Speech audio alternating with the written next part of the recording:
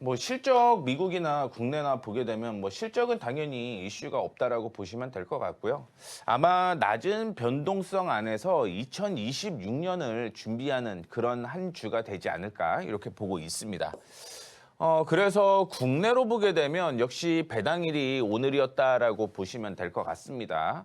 다만 시장에서 나오는 건 어떤 얘기가 나오고 있냐면 코스피 200 구성 종목 중에서 배당락이 적용이 되는 게 54개밖에 안 돼요. 그만큼 배당에 대한 변동폭은 크지는 않을 것이다라고 보고 있는데 중요한 건 만약에 고배당을 중심으로 종목별로 큰 폭으로 하락을 하는 그런 종목들에 대해서는 일부 매수하는 것도 하나의 방법이다라는 얘기가 있습니다. 결국은 올해 배당 선진화 정책이 이슈가 되고 있기 때문에 주총 이후에 아마 이 배당금이 발표가 될 가능성이 상당히 높죠. 보통은 12월 31일 기준으로 배당이 많이 발표가 되는데 3월 31일까지는 좀 확인을 해 보셔야 될 것 같아요. 거기에 깜짝 배당이 있는 종목들도 있을 가능성이 있으니까 이 점 참고해 주시면 좋을 것 같고요. 자, 그다음에 1월 1일이 수출 실적을 우리는 확인을 해 봐야겠죠.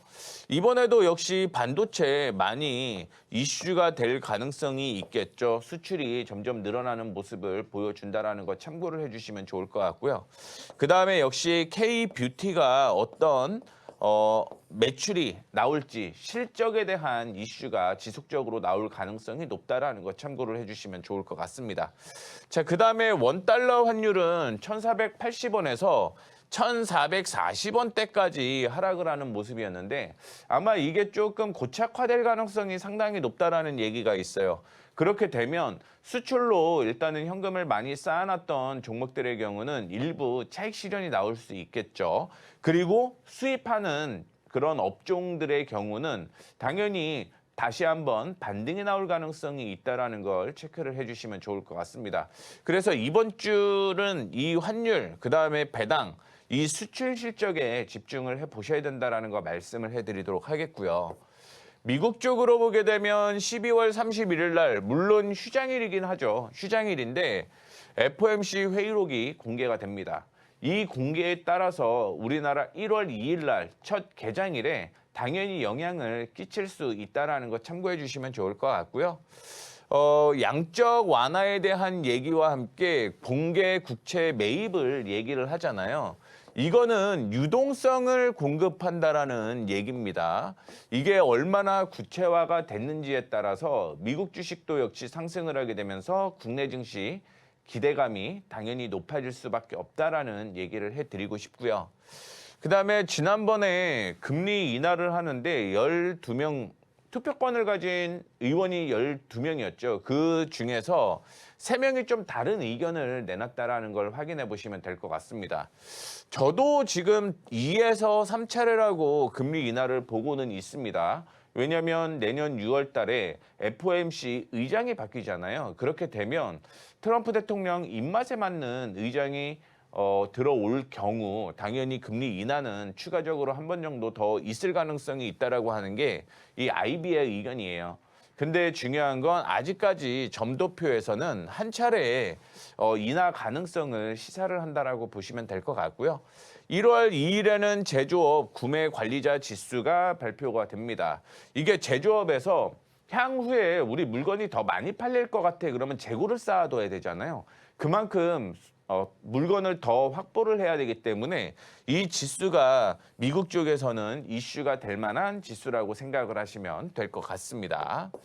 자, 그다음에 CES가 이제 곧 열리죠. 다음 주에 열리게 되면서 CES를 준비하는 이번 주가 되지 않을까 이렇게 생각을 하고 있는데 우리 많이 들어봤어요. 많이 들어봤는데 그전에는 또 자율주행에 대한 모멘텀이 많이 형성이 되었다가 올해는 역시 로봇에 대한 모멘텀이 상당히 많아졌다라고 생각을 하시면 될 것 같습니다.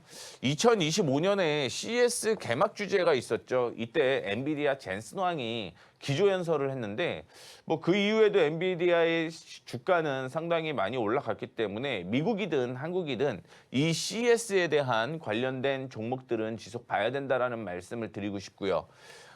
이번에도 그 2025년에도 이때 관련된 종목들이 상당히 높은 상승률을 보였다라고 생각을 하시면 될 것 같습니다.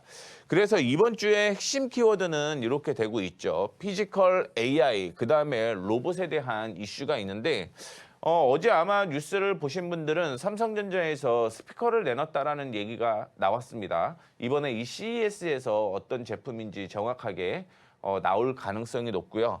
그다음에 웨어러블에 대한 얘기를 계속적으로 제가 해드리고 있는데 이 웨어러블에 대한 모멘텀도 지속적으로 있을 가능성이 있으니까 참고해 주시면 좋을 것 같아요. 결국은 지난 금요일 날 제가 이 웨어러블과 함께 온디바이스 AI에 대한 2026년의 전망을 제시를 해드렸는데 당연히 온디바이스 AI가 이슈가 될 수밖에 없죠. 전력의 문제가 계속적으로 있을 가능성이 있고 이번에 애플도 역시 온디바이스 AI가 스마트폰에 포함이 되는 거고요. 중국에서도 역시 온디바이스 AI 이슈가 되는 웨어러블이 스마트폰이라든가 아니면 기기에 장착이 되기 때문에 이 온디바이스에 대한 모멘텀이 계속 있을 가능성이 높다라는 거 참고해 주시면 좋을 것 같습니다. 또한 소프트웨어 중심의 자동차와 함께 모빌리티에 대한 이슈가 있는데 지난 금요일 날 제가 얘기를 해드렸어요. 2024년에 아이온 6를 자율주행을 한 2시간 정도 탔다라고 얘기를 하게 되면서 정의선 회장님이 이 소프트 중심의 자동차에 투자를 조금 더 하겠다라는 얘기를 하고 있는 만큼 이번에 CES도 이런 모멘텀이 계속적으로 있을 가능성이 높다라고 생각을 하시면 될 것 같습니다. 그리고 이렇게 실적이 나오고 어떤 종목이 올라가는지 혹시 궁금하시고 2026년을 대비하는 차원으로 제가 텐베거에 도전할 수 있을 만한 주식을 얘기를 해드리고 있는데 무료로 제공을 해드리고 있어요. 공부방을 통해서 신청을 하시면 무료로 제공을 해드리는데 뭐 지금 처음 보시는 분들은 당연히 올라가는 거 아니야? 근데 몇 년 걸리잖아. 이렇게 생각을 하시는 분들이 상당히 많으세요. 그런데 실질적으로 확인을 해보게 되면 어떤 모멘텀이 형성이 되느냐에 따라서 이 텐버거가 올라가는 게 6개월이 될 수도 있고요. 1년이 될 수도 있다라는 걸 얘기를 해드리도록 하겠습니다. 우리가 10배가 간다라고 얘기를 하는 건 정말 큰 종목들이 꾸준하게 우상향을 하는 형태가 나올 경우 보통은 15년에서 5년 정도 나온다라고 보시면 될 것 같아요. 그런데 좀 작은 종목들의 경우 본격적인 모멘텀이 형성되기 시작을 하게 되면 적어도 6개월이죠. 6개월에서 1년 내에 이렇게 급등하는 종목들도 있는데 이런 종목들 위주로 편성을 해놨다라는 거 참고를 해주시면 좋을 것 같습니다. 공부방을 통해서 무료로 신청을 하면 당연히 무료로 제공을 해드린다라는 거 참고해 주시면 좋을 것 같아요. 그래서 들어와서 신청하시면 됩니다. 간단합니다. 네.